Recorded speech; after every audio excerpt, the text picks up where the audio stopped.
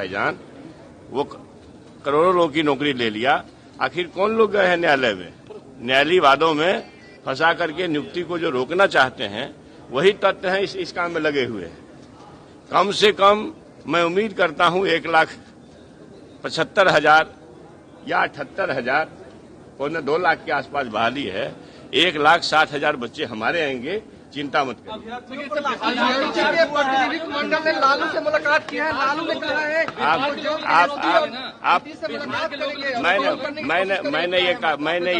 मैंने ये कब कहा? हर जगह की नीति है।